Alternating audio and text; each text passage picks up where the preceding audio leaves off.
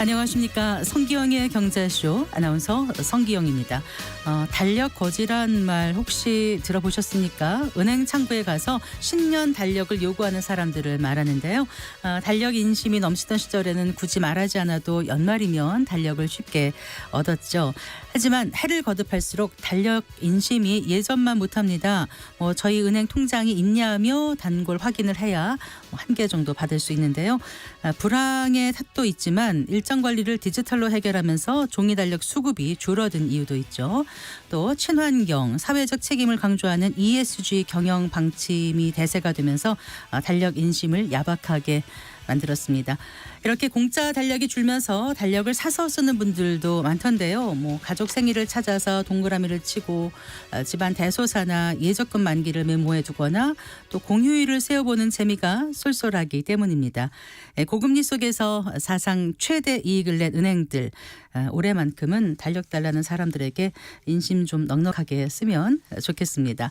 자, 성기영의 경제쇼, 오늘 이 시간에는 기업의 연말 정기 인사 속에 숨겨진 새해 성장 전략 짚어보겠습니다.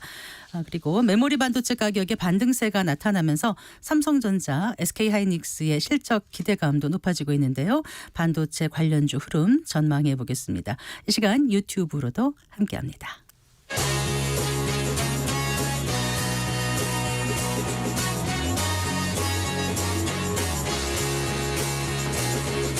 경제 시야를 넓혀드립니다.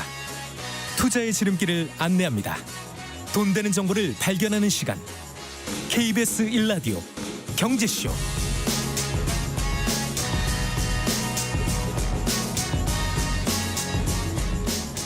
자, 먼저 오늘의 경제 뉴스 정리해드리겠습니다. 경제 뉴스 브리핑 손석우 경제평론가와 함께합니다. 어서 나오십시오. 네, 안녕하세요. 안녕하세요.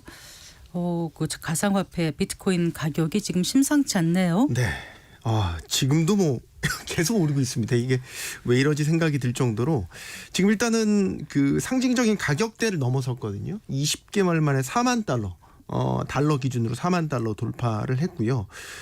지금 우리나라 거래소, 예를 들어서 빗썸이라든지 업비트 등의 거래소에서도 이게 주말 내내 올랐고 오늘 오전까지도 올랐고 제가 지금 최신 확인한 거는 더 올랐습니다. 네. 5,400만 원대 오르더니 지금은 5,500만 원대까지. 며칠 전만 해도 5천만 원 미쳤는데. 맞습니다. 네. 이게 가상화폐가 오를 때 점점 더 가속도를 붙이는 그런 성향을 가지고 있거든요.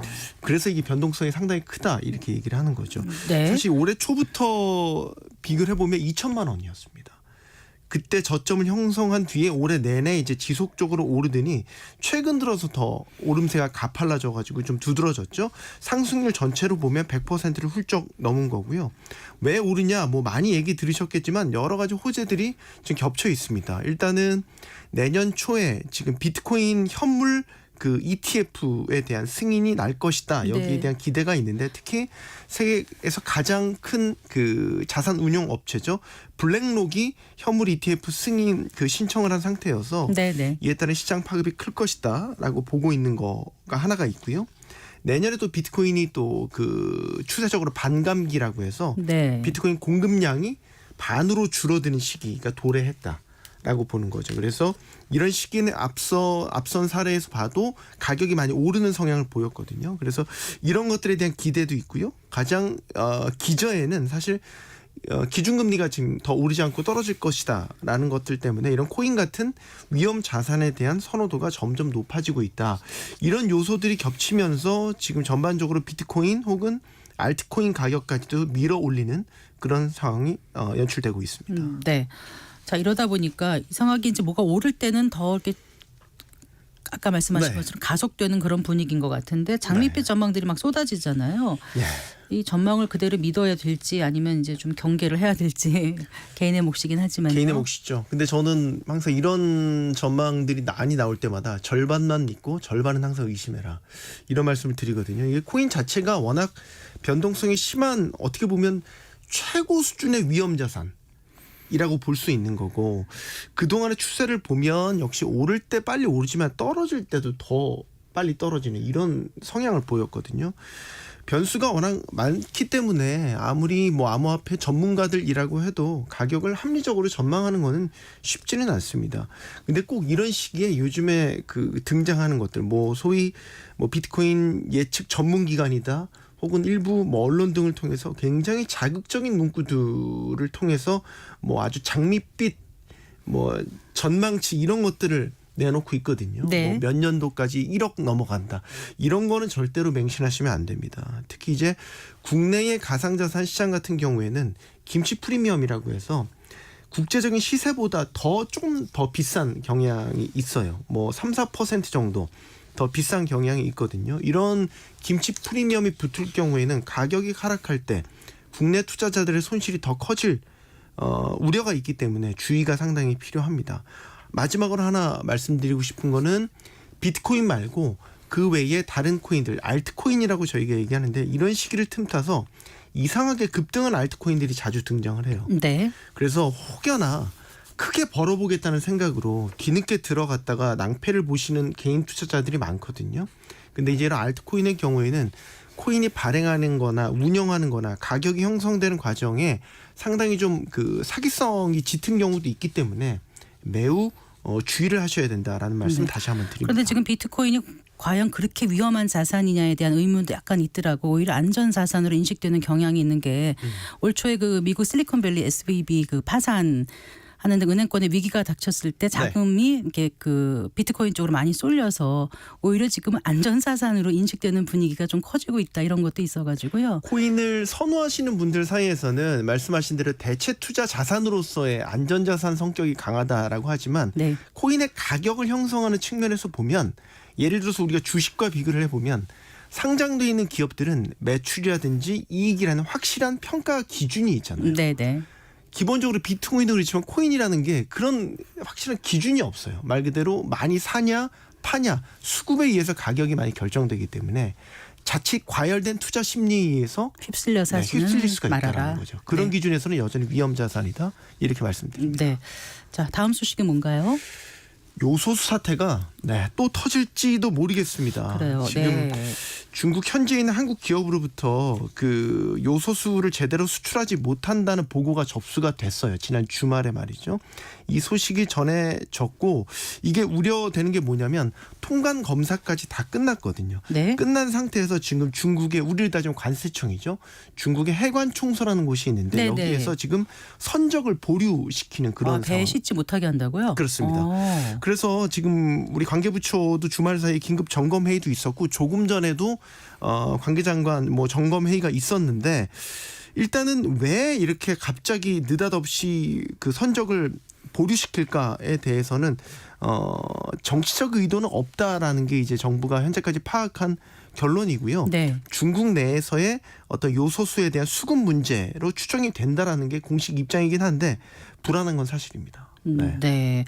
그래서 관계부처 긴급 점검 회의가 있었다는데 어떤 좀 묘안이 벌써부터 나오지는 않았을 것 같고요. 묘안은 사실상 뭐 이제 뭐 뻔하다라고 볼 수 있겠습니다. 뭐 일단 국내 비축된 물량이 3개월 정도 아직은 여유가 있다라는 게 정부 입장이고요.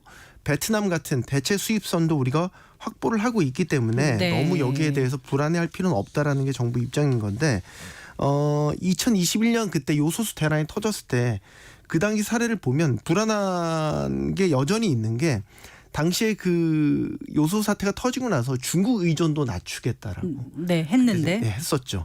그래서 실제로 그 이후에 그 조치된 그 조치들에 의해서 중국 의존도가 60%대까지 낮춰졌거든요.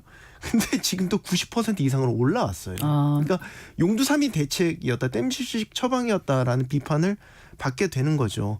그래서 뭐 당시 이제 다변화 시키겠다라고 해서 인도네시아산, 베트남산 비중 늘리겠다라고 했는데 사실 가격이 중국산이 제일 싸다 보니까 네. 다시 중국에 대한 의존도가 서서히 높아진 이 결과가 오늘 나타나게 된 거거든요. 일단 한 3개월 물량은 있는 거예요. 있는 거고요. 네. 이게 이제 요소가 산업용 요소가 있고 농업에 쓰는 비료에 쓰이는 요소가 있는데 이번에 네. 맡긴 건 산업용 요소입니다. 네. 그래서 이제 뭐 이게 장기화될 경우에는 이 경유차 등에 들어가는 요소수의 부족 사태가 터질 수는 있기는 한데 일단은 3개월치 물량이면은 급하게 대처할 만한 물량은 확보하고 있다.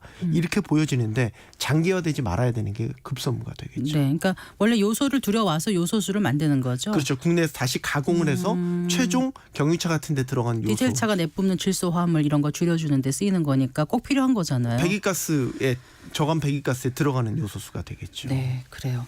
2년 전 그 난리를 겪고도 아직도 중국산이 91% 점유율이라는 게 좀 놀랐습니다. 네. 자, 다른 얘기 좀 해볼게요. 실손보험 손해율이 급등하면서 내년 보험료 인상이 불가피하다 이런 네. 전망이 나왔어요. 뭐 다 오르는 것 같아요. 그렇습니다. 뭐 실손보험 손해율 매년 오르고 있다. 보험사들 뭐 때만 되면 뭐 자료 내놓고 얘기를 많이 하지 않습니까? 올해 상반기 실손보험 손해율을 보니까요. 전체 실손보험 손해율이 121.2%로 집계가 돼서 작년에 118.9%였는데 더 올랐습니다. 그래서 이제 손해율이라는 게 사실 보험료 전체 수입에서 보험금으로 나간 이 손해액이 차지하는 비율을 얘기하는 거지 않습니까? 그래서 네. 이게 100%를 넘으면 그만큼 보험사들이 적자를 내고 있다라는 뜻이겠죠. 그런데 이번에 집계된 손해율을 한번 따져보니까 3세대 실손보험의 손해율이 좀 컸어요. 이게 2017년에 새롭게 출시된 3세대 실손보험인데 네. 이 손해율이 작년에 131%였는데 올해 상반기에 이게 156.6%까지 뛰었거든요. 그렇군요. 네. 그 다음에 나온 게 2021년에 출시된 4세대 실손보험인데 이 손해율도 꽤 올랐습니다. 이게 작년에 89.5%였는데 올해 115.9%까지 올랐습니다. 반면에 1세대 그 실손보험 손해율은 좀 낮아졌습니다. 작년에 124%에서 올해 121%. 2세대 같은 경우는 뭐 111.5%에서 올해는 110.7%대까지 점차 안정화되는 추세를 보이는 그런 특징을 나타냈습니다. 왜 이렇게 손해율이 급등한 건가요? 3세대, 4세대 이런 경우요? 보통 실손보험 손해율이 많이 오른다라고 하면 비급여 항목이 어떻게 되느냐에 따라서 많이 갈라지죠. 역시 이번에 3세대, 4세대 오른 것도 비급여 항목에서 보험금이 많이 나갔기 때문이다. 네. 이렇게 얘기를 하고 있는데 대표적인 비급여 항목 뭐 예를 들어서 뭐 도수치료, 뭐 체외 충격파 같은 물리치료에서 많이 나갔고요.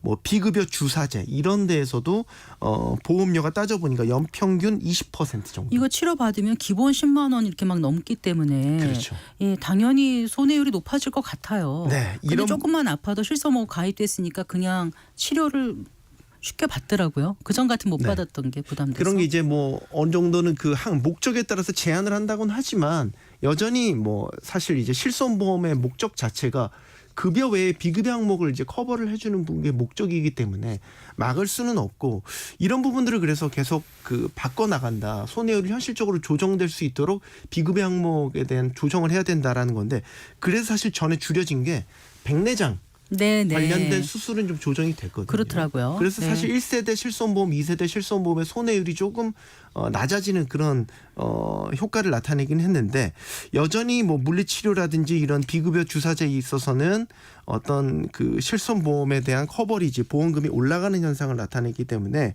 아마 이것 때문에 내년에 보험료 인상이 불가피할 것이다. 이런 전망이 나옵니다. 특히 이제 3세대 나 4세대 같은 경우는 이번에 손해율이 많이 올랐기 때문에 네네. 두 자릿수 인상될 것이다. 이런 전망 나오고 있습니다. 예, 잘 들었습니다. 고맙습니다. 네, 고맙습니다. 경제뉴스 브리핑 손서구 경제평론가와 함께했습니다.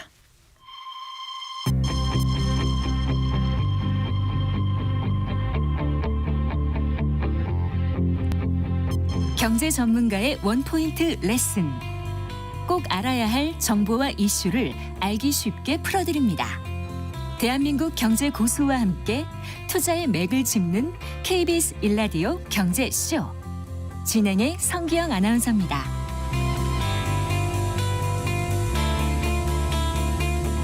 네 시 19분입니다. 다가올 2024년도의 가장 큰 이슈는 저성장이 아닐까 싶습니다. 위기 상황의 경우 기업은 생존을 선택하고 또 임원은 위기 상황에서 기회를 만들어서 미래 먹거리를 창출해야만 합니다. 그만큼 연말 정기 인사를 보면은 기업의 내년도 새해 성장 전략을 미리 가늠할 수 있을 텐데요. 박주근 리더스 인덱스 대표와 함께 인사를 통해 본 내년도 재개 흐름 살펴보겠습니다. 어서 나오십시오. 네, 안녕하세요. 네, 반갑습니다. 네. 네. 그 리더스 인덱스 하면은 이제 국내 기업들의 지배 구조라든가 인사라든가 여러 가지 맞습니다. 데이터를 분석해 가지고 이제 알려주는 그런 네, 그렇습니다. 업체시잖아요. 네. 그 이제 쭉 기업들의 흐름을 보고 계실 텐데 해마다 이제 인사를 보면 내년도 기업의 어떤 방향 이런 걸 좀 가늠할 수 있을 것 같아요. 일단 어떻게 보십니까? 그 안정이나 변화냐 어느 쪽이라고 보세요? 네, 뭐 이 방송을 보시는 분들이 주로 경제 방송이니까 투자에 관심이 많잖아요. 네. 잘 보시면 일반 투자자들이 기업의 선행 지표를 잘 알면 투자에 쉽지 않습니까? 선행 지표 중에 사실 가장 중요한 게 인사 지표입니다. 아 그럴까요? 네, 보통 실적이나 이런 것들은 대부분 후행 지표고 네. 인사를 보면 그 기업이 어디로 갈지 전략적 방향도 읽어낼 수 있고 네. 그렇게 되는데 대부분의 언론들은 큰 것만 짚어주고 뭐 누구 임원됐다 하는데 그렇죠. 왜 그분이 거기 갔는지에 대한 거는 해석을 잘 해주지 않는데 네. 우선 내년도 인사를 보시면 우선 공통점 한 세 가지를 좀 읽어내셔야 돼요. 네. 우선 4대 그룹 총수들을 보면 최근 5년 이내에 다 바뀌었습니다. 이재용 회장, 그다음에 구광무 회장, 현대차그룹 정의선 회장. 네. 이분들이 회장된 지가 최소한 한 4, 5년밖에 되지 않습니다. 그러다 보니까 회장이 오너가 바뀌면 대부분 한 3, 4년간은 진정체제 구축에 굉장히 인사가 많이 일어납니다. 네. 예, 그런 일어나고 나서 진정체제 구축이 어느 정도 완료되었다 싶을 때 새로운 인사가 한번 일어나는데 네. 올해가 바로 그런 시점입니다. 아 그렇군요. 그러니까 진정체제 구축이 끝나고 소위 말해서 2.0 시대. 이제 내 인사로 어느 정도 채웠으니 새로운 인사로 채워지는 게 사실 가장 큰 흐름이고 그 흐름이 있다 보니까 대부분의 신문 헤드라인에서 다루는 거는 뭐 세대 교체다. 네, 네. 감축이다. 이런 이제 용어들을 쓰는데 사실은 그 이면에 깔린 전략은 고객 관리에 있어서 이제 그런 게 어느 정도 완료되는 첫 해다. 네. 그렇게 전체로 읽어내면 되고요. 그리고 오너들이 총수들 되게 젊어졌잖아요. 그 이전보다. 네. 그러다 보니까 세대 교체는 자연적으로 따라오는 수순으로 보셔야 되고 또 하나의 큰 트렌드는 그 이전과 이후의 가장 큰 트렌드의 변화는 우리가 보통 대기업 그러면 순혈주의를 되게 고집했어요. 네. 삼성이 입사해서 사장까지 다는 거라든지 뭐 순혈주의 되게 고집했는데 이 새로운 오너 3, 4세가 바뀌면서 이 순혈주의가 굉장히 빨리 무너지고 있습니다. 그건 이번 인사에도 많이 나타났어요. 네. 그런 것들이 이번 인사에 어떻게 보면 가장 큰 맥을 짚는 하나의 흐름으로 볼 수 있을 것 같습니다. 네. 제가 안정이냐 변화냐 이렇게 여쭤봤거든요. 이번 인사는 안정을 추구한 것 같지만 사실은 저는 변화에 더 초점을 맞춰졌다. 그래요. 대표적인 예가 삼성의 사장단 인사를 보면 알거든요. 이번에 삼성 사장단에 딱 두 분만 사장이 승진을 했습니다. 두 분의 프로필을 보면 안정보다는 변화에 더 방점을 둔 것이 아니냐. 네. 물론 난 언론들에서는 투톱 체제가 유지됐기 때문에 안정에 방점을 뒀다 생각하지만 실제 사장 승진자 두 분을 보시면 한 분은 70년생이고요. 네. 그 우리가 잘 아는 마이크로 LED 쪽의 시장을 굉장히 그 퍼포먼스를 낸 분입니다. 용 네. 사장님은. 또 한 분은 김원경 사장이라고 이분 외교부 출신이십니다. 네. 그러니까 삼성전자의 사장단이 21분 계시는데 네, 사장이 네. 70년생이 한 분도 없으세요. 그러니까 70년생을 들임으로써 세대 교체에 대한 변화 그리고 외부 인재를 또 영입 사장으로 안침으로 인해서 네. 매개 효과 이 두 가지를 노린 점이 볼 수 있습니다. 네. LG도 단행했나요? 네, LG가 제일 먼저 단행했죠. 아 그런가요? 현대차 사장을 제일 먼저 했고 예. 그다음에 LG전자가 지지난주 금요일 날 사장 임원 인사를 했는데 LG그룹의 인사의 가장 큰 특징은 제가 초두에 말씀드린 것 같이 구광무 회장이 2018년도에 회장이 됐거든요. 네. 그러니까 진정체제 구축을 하고 소위 말하는 구광무 2.0이 시작되었다라고 볼 수 있습니다. 이유는 구본무 회장 때 계셨던 6분의 부회장단이 이번에 한 분까지 용퇴하면 다 용퇴 변했습니다. 네. 그리고 구광무 회장의 취임 이후에 선임되었던 분들만 지금 부회장으로 남아 있고 가신 그룹이 다 바뀐 거죠. 네. 그래서 LG그룹도 그러면서 신규 임원은 94%를 70년생 이하로 했습니다. 네. 그러니까 이전 세대에 대한 세대 교체와 젊은 세대의 세대 교체 두 가지를 한꺼번에 이루어지다 보면 되는 거죠. 네. 근데 임원수 자체는 좀 많이 줄어들었죠. 승진을 적게 시켰습니다. 네. 아무래도 경기가 좋지 않다 보니까 삼성전자의 경우에도 지난해에 187명인데 올해 한 24% 줄었거든요. 네. 승진 임원 자체가. 그리고 삼성전자 같은 경우는 원래 전무와 부사장이 분리돼 있었는데 네. 2년 전에 전무부사장을 합쳤습니다. 이 직군 자체를. 그러다 보니까 부사장 승진이라고 하지만 실제는 전무 승진으로 봐야 되고 실제로 많이 임원을 줄였고 지금 다른 인사가 계속 나고 있는 다른 그룹들도 네. 임원을 지금 줄이고 있는 추세인 것 같습니다. 아 그렇군요. 네. 근데 삼성전자의 한종희 부회장이요. 네. 네, 이분하고 경계현 사장. 사장. 예. 이 투톱 체제가 유지된 건가요? 그러면요? 네, 그렇습니다. 이번에 이제 가장 큰 관전 포인트가 이 투톱 체제, 쓰리톱 체제로 원래 갈 거냐. 네. 원래 3명이었거든요. 그 투톱 체제로 갔었는데 다시 쓰리톱으로 갈 거냐고 예상을 했었는데 여전히 투톱을 유지해서 2명의 대표이사 체제는 그대로 유지되었습니다. 그러니까 아까 신임 대표 3명은 됐지만 네네. 기존의 그 투톱은 그대로 간다라고 보는 그렇죠. 거잖아요. 대표이사 2명. 예, 그러면 그 좀 변화보다는 안정을 통해서 내실을 다진다 이렇게 봐야 되나요? 아까 그 인사를 보면 표면적으로는 네. 안정이지만 내부 조직에서는 굉장히 매기 효과를 많이 노렸다. 매기 효과라는 게 어떤 말씀이세요? 그러니까 외부의 인재나 외부의 충격을 줘서 아. 내부 조직원들을 좀 이렇게 긴장시키는 효과는 분명히 뒀다. 이렇게 볼 수 있을 것 같습니다. 네. 그리고 뭐 이건희 선대회장의 인사 스타일인 그 신상 필상 이런 인사다 이런 얘기가 나오는데 이건 무슨 얘기예요? 잠깐 여담이긴 합니다만. 선대의 이병철 이건희 회장부터 잘한 거는 칭찬하고 네. 못한 것에 대해서는 그렇게 나무라지 마라 이런 의미거든요. 그래서 신상 필벌이 아니고. 예, 신상 필벌이 아니고 네. 그래서 그런 인사 체제가 유지되지 않았냐라는 일종의 해석이 있는데 그렇지만 내부적으로는 굉장히 지금 뭐 많이 물갈이가 되는 시점이라서 두 개가 같이 있는 것 같습니다. 네.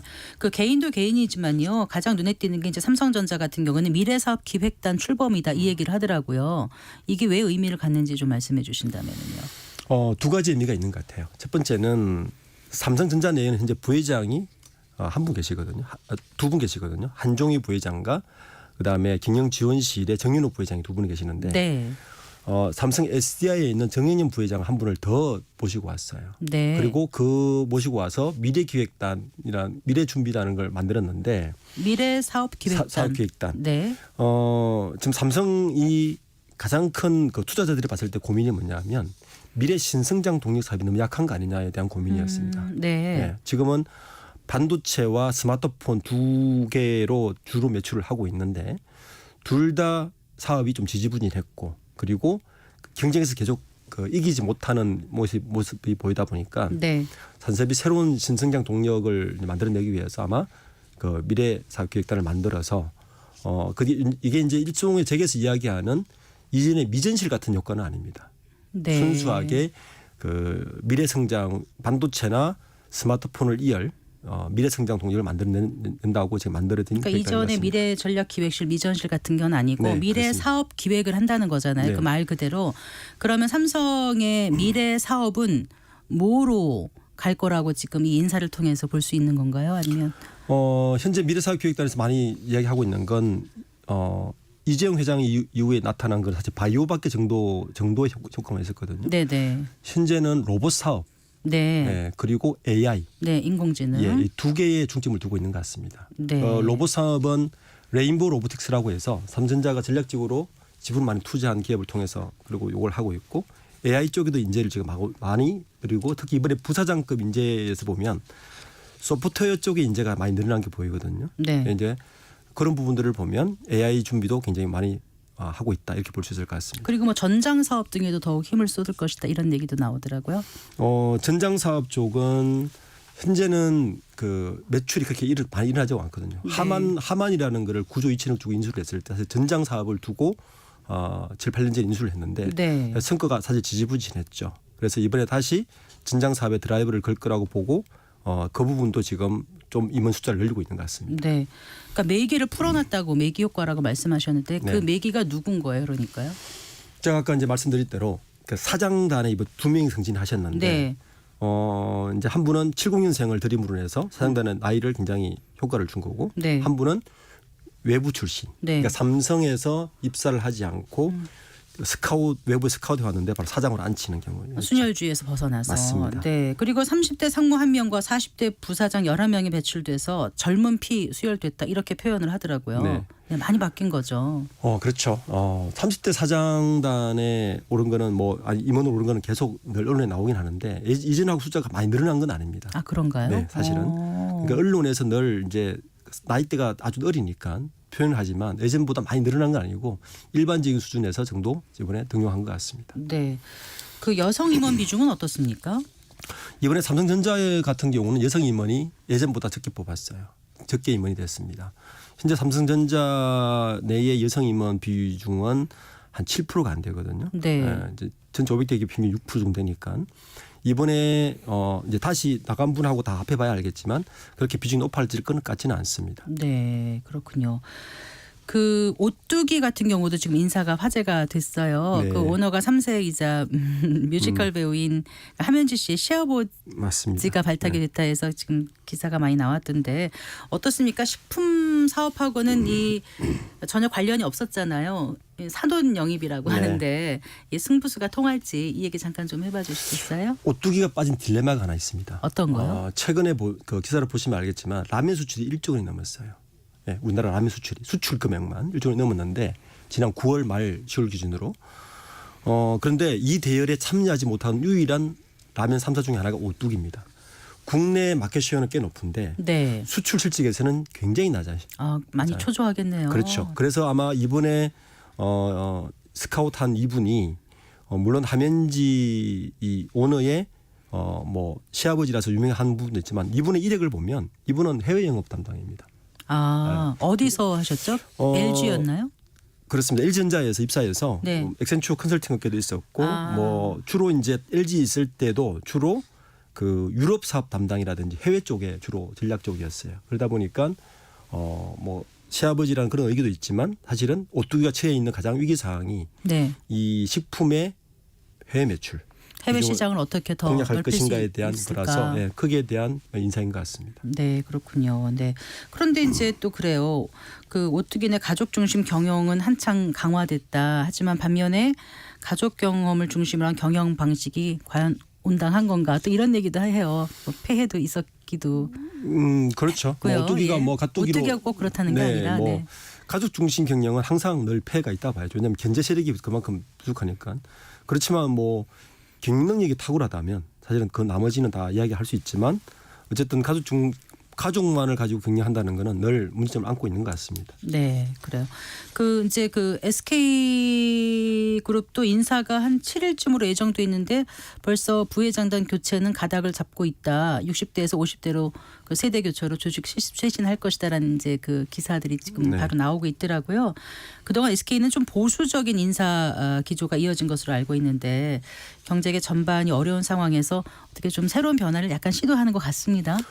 SK그룹은 인사가 굉장히 보수적이었죠. 특히 그 최태원 회장이 2달 전에 쓰던데스란 말을 꺼내면서 되게 굉장히 긴장을 하고 있는데 네. 이 말을 2016년도에 한번 꺼내고 지금 거의 한 7년 만에 꺼내는 거거든요. 돌연사란 말이잖아요. 네, 그렇죠. 네. 그 2016년도에 쓰던데스란 말을 꺼냈을 때 굉장한 큰 폭의 인사가 있었습니다. 현재 SK그룹은 오너 2명을 포함해서 8명의 부회장단이 있는데 이번에 부회장단의 대대적인 개편, 특히 이제 오늘 기사를 보면 사촌 동생인 최창원 부회장을 수펙스 의장으로 앉혀서 네. 대대적인 개편을 좀 예고하고 있는 것 같습니다. 네. 발표는 7일 날 할 것 같습니다. 예. 많은 사람들이 요즘은 그래요. 좀 길고 가늘게 살자 이런 얘기도 하지만 기업에 들어가면 누구나 그 별이라는 임원 자리 한번 가고 오르는 싶어야죠. 꿈을 네. 갖고 출발하지 않습니까? 이게 남의 얘기 같기도 하지만 또 한편으로는 어떻게 하면 나도 저 임원의 자리에 올라갈 수 있을까? 그래서 기업의 방향을 바꾸고 대한민국에 큰 이익을 갖다 줄 수 있을까? 이런 포부를 가질 만한데 어떻게 하면 되나요? 많은 분들을 지켜봤었기 때문에 좀 조언을 해주실 수 있을 것 같아요. 제가 늘 통계 데이터를 이제 보면 현재 30대 그룹의 임원을 달 확률은 1.2% 정도 됩니다. 사원에서 임원까지 가는. 네. 여기서 사장까지 올라가려면 0.02%까지 떨어집니다. 네. 그래서 사실은 굉장히 치열하고요.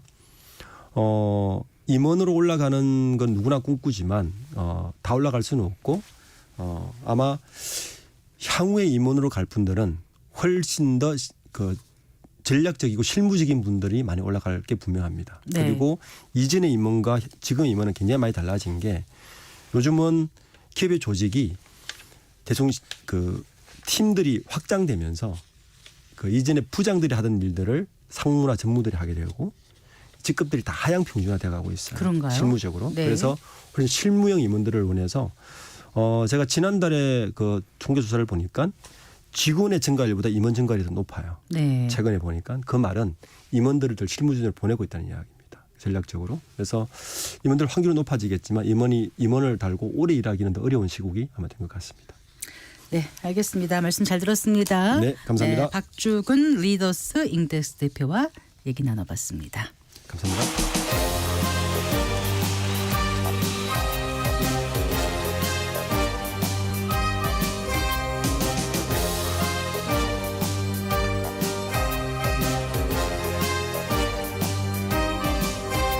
경제를 알아야 세상이 읽힙니다.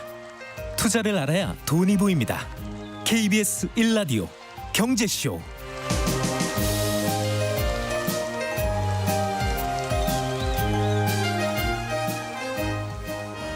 네, 4시 36분입니다. 이번 한 주 주식시장을 달굴 주요 이슈와 일정 살펴보고 현명한 투자 전략도 짚어보겠습니다. EBS 투자증권의 염승환 이사 스튜디오에 모셨습니다. 반갑습니다. 네, 안녕하세요. 일단 오늘 어떻게 마감됐는지 잠깐 살펴볼까요? 오늘 이제 국내 증시 같은 경우는 강세로 좀 마감은 됐는데 오전에 출발보다는 약간 좀 밀리면서 좀 끝이 났다라고 보시면 될 것 같고요. 네. 오랜만에 이제 외국인하고 기관이 좀 같이 사주면서 네. 분위기 자체는 나쁘지 않았습니다. 특히 오늘 좀 2차 전지 이따 좀 잠깐 언급을 드릴 텐데 2차 전지 관련주들한테 좀 큰 뉴스가 하나 좀 나왔거든요. 예. 그래서 이제 관련 기업들이 일부 좀 급등을 하면서 네. 2차 전지 쪽 좀 분위기가 괜찮았고 삼성전자나 하이닉스도 요즘에 좀 견조한 흐름인데 강세 흐름은 좀 이어졌던 것 같습니다. 다만 이제 자동차 회사들은 참 좋은 데이터를 내는데도 주가가 못 가더라고요. 네. 근데 오늘도 좀 자동차는 좀 아쉽게 끝이 난 것 네. 같습니다. 9.94포인트 오른 2,514.95에 코스피가 마감됐고 네. 코스닥은 전거래일보다 1.28포인트 오른 828.52에 거래를 마쳤습니다. 자, 이제 좀 깊게 들어가 볼게요. 미국이 그 IRA 관련 세부 규정을 발표했지 않습니까? 네네. 중국 자본율이 25%를 그러니까 중국 자본 지분율이 네. 25%를 넘는 기업은 미국에서 그 전기차 보조금을 못 받게 되는데 네. 이게 이제 우리 배터리 산업에 미치는 영향은 어떨지 자세하게 설명을 좀 해주세요. 사실 이제 결론부터 말씀드리면 이제 우리나라 배터리한테는 좋은 이슈예요. 왜냐하면 이제 중국 배터리나 중국 배터리를 만들 때 필요한 그런 소재 업체들을 한마디로 이제 미국에서는 이제 활동을 못하게 하겠다. 네네. 라고 좀 보시면 좋을 것 같고 이번에 이제 우려 집단이라고 발표가 됐거든요. 그러니까 인플레이션 감축 법안에 의하면 이 우려 집단, 우려국은 4개입니다. 중국, 러시아, 북한, 이란을 꼽았고요. 이제 우리 여기서 얘기하는 가장 핵심적인 나라는 중국이 되겠죠. 그래서 이 중국이 소유하거나 통제하는 집단, 거기에 본사를 준 집단이나 사업장을 운영하는 집단이라든가 아니면 그 지분 25% 이상을 간접적으로 직간접적으로 보유한 집단. 예를 들면 우리나라의 뭐 LG화학이 중국 기업과 5대5 합작 법인을 만들었는데 네. 거기서 배터리 소재가 만들어졌다. 그 제품은 이제 미국에서 못 받는 거죠. 근데 만약에 네. 중국 지분이 20%다. 네. 그럼 이제 받을 수가 있는 거죠. 네. 그래서 그런 식으로 중국에 대한 이제 견제책을 좀 공식적으로 이렇게 좀 명확하게 문서로 언급을 했고 해당 내용은 이제 뭐 각 기업들의 또 반발도 있을 수 있기 때문에 의견 수렴을 거쳐서 어쨌든 내년에 최종 확정은 되는데 아마 이 원안에서 크게 바뀔 것 같지는 않고요. 어쨌든 우리나라 입장에서는 일단 중국이 미국 시장으로 이제 진출하기가 더 어려워졌기 때문에 한국과 중국은 배터리 전 세계 1, 2등 다투거든요. 네. 그러니까 거기서 한국 기업들이 좀 유리한 위치를 차지할 수 있어서 오늘 이런 이유들 때문에 한국의 배터리 기업들 주가도 상당히 좀 긍정적으로 작용을 했습니다. 그러니까 금요일에는 배터리 관련주가 좀 많이 빠졌었다가 오늘은 맞아요. 다시 올라선 네. 건가요? 네. 그러니까 사실 금요일 말씀 좀 잠깐만 해드리면 예. 금요일 날 뉴스 보신 분들도 계시겠지만 GM이 LG에너지 솔루션하고 이제 합작 공장을 만들었어요. 배터리에. 네. 그러면 이제 AMPC라 그래서 첨단 생산 세액 공제인데 이게 뭐냐면 배터리를 만들 때마다 보조금을 주거든요. 미국 정부가. 네. 근데 예를 들면 이제 GM과 LG가 같이 만들었으니까 5대5로 들어가요. 그러면 네. 100만 원을 주면은 GM이 50만 원 가져가고 아, LG가 50을 가져가요. 네. 근데 갑자기 GM이 85%를 달라는 겁니다. 자기네들한테. 아, 그러니까 그 AMPC 그 첨단 제조 생산 네. 세액공제 보조금의 최대 85%를 그 자기네한테 달라. 아. 약간 이제 이런 뉴스가 나온 거예요. 이제 네, 공식적으로 네. 이게 뭐 확인된 건 아닌데 언론 보도가 나왔는데 그러면 LG 에너지 솔루션은 15%밖에 못 받는 거잖아요. 네. 그래서 억울한데 이제 왜 이런 얘기가 나왔냐면 그 얼마 전에 파나소닉이 미국 테슬라에 네. 배터리를 공급하는 회사인데 이 파나소닉이 2분기 실적 발표에서 뭐라고 했냐면 완성차 업체 뭐 예를 들면 테슬라겠죠 당연히 테슬라에게 자기네가 받는 그 배터리 세액 공제 네. 절반을 나눠주겠다고. 그것도 AMPC인가요? 네, 그것도 네, AMPC. 네. 그거를 갑자기 언급을 한 거예요. 아. 그러니까 이제 GM이 딱 보고 있다가 이러면 절반은 우리가 가져가야 되는 거 아닌가 더 약간 이제 아마 이런 뉘앙스 아닌가. 근데 이제 우리나라 입장에선 이게 왜 좀 불편한 이슈냐면 한국은 벌써 미국에 71조를 투자를 하고 있거든요. 네. 배터리 쪽에. 근데 25년도에 우리 한국의 LG, SK, 삼성이 받는 보조금 액수로 한 10조 정도로 예상하고 있어요. 네. 근데 그 중에 절반을 달라는 거니까 그럼 우리나라 업체 입장에서 5조 원 이상이 이제 없어질 수도 있는 거다 보니까 네. 그래서 그 이슈 때문에 사실 금요일 날 각 기업들의 주가가 좀 거기가 큰 폭으로 요구를 하면 다 빠졌습니다. 들어줘야 되는 거예요? 참? 아니 그거는 지금 LG 그 기사를 보면 LG에서도 좀 고민 중이라고 이렇게 기사가 나왔는데 무조건 들어주는 건 아니고요. 합리적이어야 되거든요. 근데 뭐 예를 들면 지금 LG가 5대5로 지금 받으니까 네네. LG 입장에서 5에서 그럼 절반 주겠다. 그러면 25를 주는 거잖아요. 네. 그럼 75가 맞죠. 만약에 최대한 준다고 해도. 근데 여기선 85를 달라는 거거든요. 그러니까 이제 이거는 뭐 어쨌든 그 우리 한국 배터리 입장에서는 당연히 좀 무리한 요구이기 때문에 아마 협상을 통해서 조절을 해나가지 않을까. 근데 아무리 이제 많아도 완성차 업체 배분율 75%를 넘기면 안 된다라고 넘- 생각하는 거죠. 네 그렇게 네. 이제 이제 만약에 준다고 결정을 했을 때는 예, 예. 근데 이 85는 너무 좀 과도한 수치라서 좀 현실성은 떨어지지 않나. 이렇게 그래서 좀 판단. 그때 이제 금요일에 배터리 관련주가 내려갔는데 네. 오늘 다시 이제 이 소식이 나오면서 중국을 이제 규제한다는 이제 확실하게 이제 명문화를 해버린 거죠. 왜냐하면 우려 외국 집단이 누구냐가 그 동안은 증권가에서는 그랬어요. 저 중국인 것 같은데. 네 개 나라로 확정된 네, 거잖아요. 근데 그게 확정이 안 돼가지고 네. 좀 약간 불안했던 것도 사실이거든요. 근데 네. 이번에 확정을 했기 때문에 일단 이 부분은 좀 호재로 봐야 될 것 같습니다. 네. 그리고요. 오펙 플러스 이제 회의 했잖아요. 네, 지금. 감산 합의한 거잖아요. 네, 합의했습니다. 감산 합의하면 보통 이제 뭐죠? 그 공급을 좀 줄이니까 가격이 올라가지 않을까 이렇게 생각했는데 네. 거꾸로인가 봐요.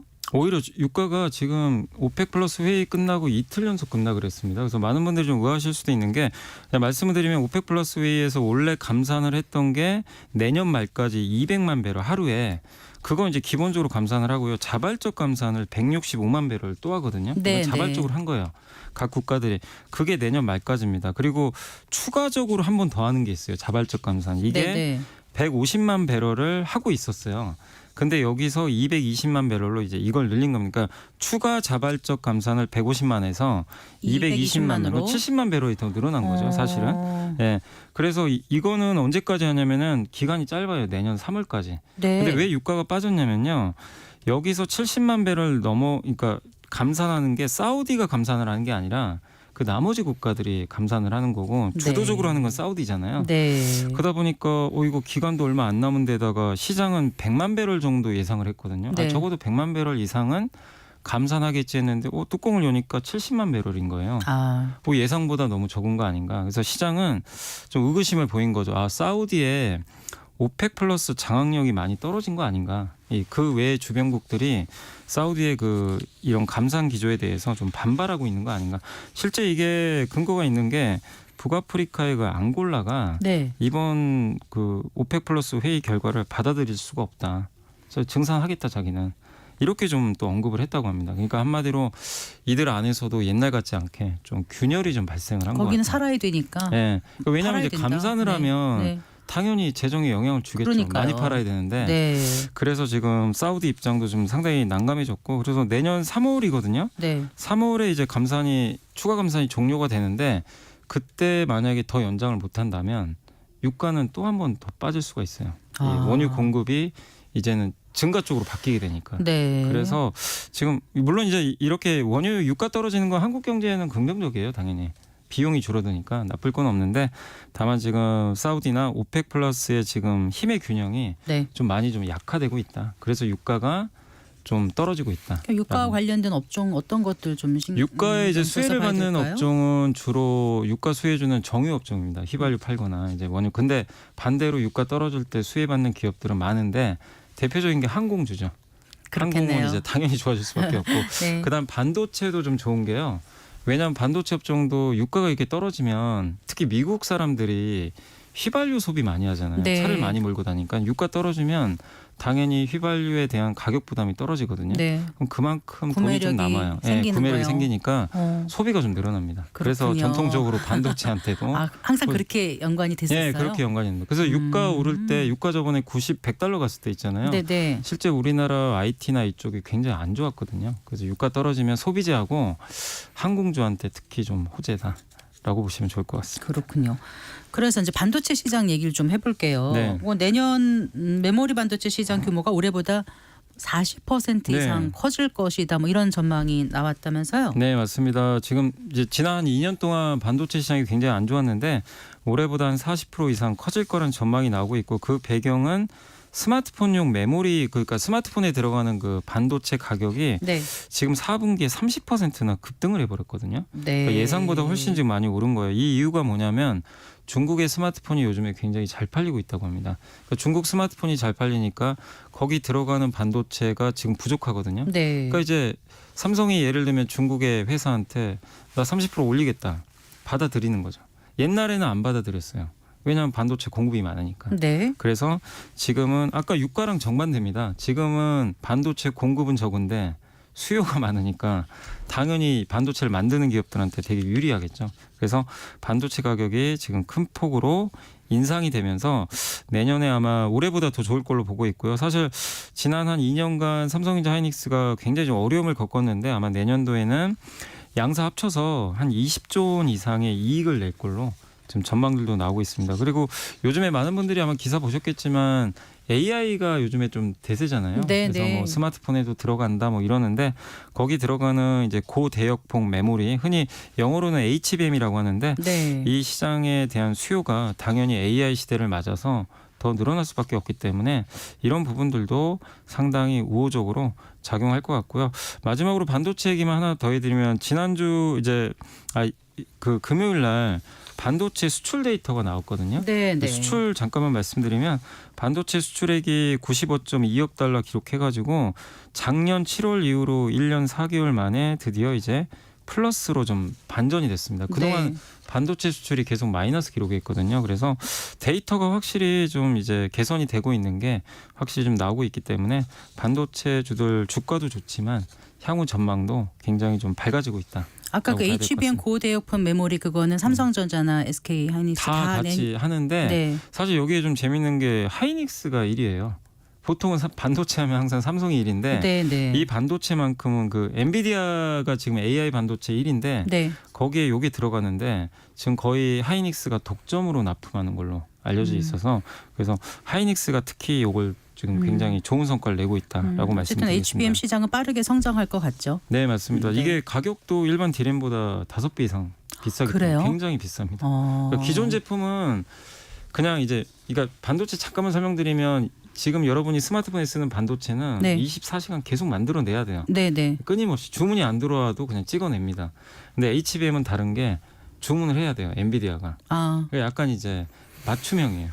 그게 좀 특징적이에요. 그래서 가격이 굉장히 좀 비싸다라고 보시면 되겠습니다. 그리고 주문형 제작이면 더 네. 비싸군요. 주문형 제작이고 그러니까 이제 반도체 업체들도 좋은 게 미리 안 만들고 네. 예측을 할 수가 있잖아요. 네. 주문 받은 대로 합니까? 그래서 운영하기도 더 좀 쉬운 것 같아요. 그러면 스마트폰이나 태블릿용에 들어간 AP 그거요. HBM. 예, 예. 그게 그러면 전력 소모는 비메모리면은 훨씬 아니 적은 그 건가요? 전력 소모도 요즘에 이제 반도체가 만드는 기술이 좋아져가지고 네. 점점 저전력으로 갑니다. 아, 그래요. 그래서 전력 소모도 줄이는 쪽. 왜냐하면 요즘에 데이터 센터 전력 소모가 어마어마하거든요. 그래서 반도체도 그 앞으로 기술력이 중요한 게 저전력으로 무조건 가야 돼요. 근데 그걸 못 만들면 도태되는 거거든요. 그러니까요. 그래서 점점 HBM이건 어느 반도체건 네. 다 저전력에 지금 굉장히 혈안이 돼 있다라고 보시면 좋겠습니다. 그런데 지금 주가는 어떻습니까? 주가는 지금 하이닉스 같은 경우가 올해 한 70%나 올랐고요. 연초 대비. 삼성전자가 한 25% 가까이 올랐거든요. 근데 네. 양사가 너무 다르잖아요. 그 이유는 아까 말씀드린 대로 HBM에서 하이닉스가 좀 이기고 있다 보니까 네. 시장이 하이닉스의 높은 평가를 지금 주고 있다. 그래도 얼마 그 안에서 지금 많이는 못 움직이는 것 지금 같아요. 최근에는 좀 최근에는요? 정체돼 있습니다. 네. 정체돼 있는데 이제 여기서 주가가 한 번 더 올라가려면 삼성전자 같은 경우는 엔비디아 수주를 좀 따내야 될 것 같아요. 네. 엔비디아 아직 못 들어간 걸로 나오는데 엔비디아가 하이닉스 손만 들어줬거든요. 근데 여기서 삼성전자의 손을 잡아주면 분위기가 좀 바뀌지 않을까 이렇게 좀 보고는 있습니다. 반도체주가 연말을 맞아 막판 스파트에 나설 수 있을지도 이제 네. 궁금하고요. 미국 증시가 지금 연중 최고치 경신했다면서요? 네, 맞습니다. 어. S&P 500 지수가 이제 연중 최고치를 경신을 했고 뭐 주가만 좋은 게 아니라 요즘에 이제 금리가 떨어진다고 하니까 금 가격도 사상 최고치를. 그래요. 예, 금도 지금 많이 사상 최고. 오르더라고요. 예. 네. 거기다 뭐 비트코인도 올라가고. 예. 그러니까 이게 금리가 떨어지니까 갑자기 좀 가격들이 좀 많이 오르는 그런 모습인데 돈은 정직한 것 같아요. 이익이 나는 쪽으로 네. 계속 움직이죠. 얼마 전에 한두 달 전에 금리 5%였잖아요. 미국 채권 금리가. 네. 지금 4.2까지 떨어졌거든요. 네, 네. 그러니까 이제 바로 이런 것들이 주가나 음. 위험 자산에 영향을 주면서 네, 네. 지금 랠리가 나오고 있다라고 보시면 좋겠습니다. 근데 뭐 내년에 코스피가 얼마까지 상승할 수 있다는 거죠? 지금 글로벌 투자은행 네. IB에서 외국계에서는 예. 2,700에서 2,830까지. 그럼 뭐 크게 오르는 건 또 아니잖아요. 네, 지금 2,500이니까 뭐 그러니까요. 한 10% 정도인데 그래도 어쨌든 이제 2,800까지는 좀 보인다고 하니까 국내 증시에 대해서는 좀 우호적으로 보고 있고 특히 내년에 아까 반도체 말씀드렸잖아요. 네, 그것 네. 때문에 실적이 한 61%나 증가할 것 같아요. 우리나라 전체 실적이. 그래서 한국 증시는 좀 괜찮지 않겠냐 하는 그런 대체적인 시각이 외국계 중심으로 나오고 있는 것 같습니다. 그 많은 종목 중에서 반도체 하신 분들은 조금 위안을 삼으실 수 있겠습니다만 네. 다른 종목 가시신 분들은 뭘 해야 될까 고민도 되실 것 같고. 아니 근데 좋은 기업들 많이 있습니다. 찾아보시면 네. 제가 뭐 시간이 부족해서 오늘 다음번에 좀 네, 다음에 좋은 좀 말씀을 그걸 좀 드리겠습니다. 말씀해 주시고 네. 이번 주 주식 시장에 영향을 미칠 일정이 있으면 끝으로 소개 부탁드릴게요. 네, 이번 주에 제일 중요한 거는 금요일 날 미국의 고용 지표가 발표가 되거든요. 그러네요. 네, 그게 네. 근데 또 너무 잘 나오면 약간 또 금리가 올라가니까 지수에 약간 제동이 걸릴 수 있거든요. 그래서 네. 적절하게 나오는 게 일단은 저는 좀 좋지 않을까. 그래서 이번 주 금요일 날 있을 미국의 고용 지표 그리고 그 이번 주 토요일 날 네. 중국의 소비자 물가, 생산자 물가 발표하니까 네, 그것도 네. 좀 한번 보시면 좋겠습니다. 알겠습니다. 말씀 잘 들었습니다. 네, 감사합니다. 감사합니다. 이베스트 투자증권의 염승환 이사였습니다. 네, 성기영의 경제쇼 오늘 순서 여기서 인사드릴게요. 성기영이었습니다. 고맙습니다.